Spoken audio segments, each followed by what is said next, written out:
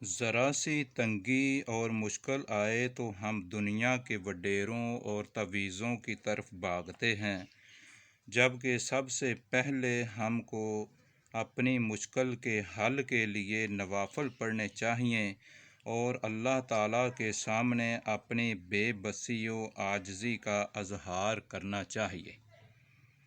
گناہوں کا اقرار کرتے ہوئے اس کی رحمت کا امیدوار بننا چاہیے۔ اللہ تعالیٰ اپنے بندے کی دعاؤں کو قبول کرتے ہیں اور فرماتے ہیں، اے میرے بندے، جب تو سچے دل سے بے بس ہو کر میرے سامنے سجدے میں رو پڑتا ہے تو میں بظاہر تیرے ناممکن مطالبوں کو بھی اپنی رحمت سے ممکن بنا دیتا ہوں، اور قرآن بھی یہی تربیت کرتا ہے۔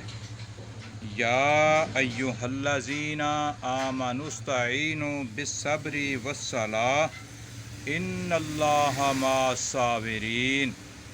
اے ایمان والو، صبر اور نماز سے مدد مانگو، بلا شبہ اللہ صبر کرنے والوں کے ساتھ ہے۔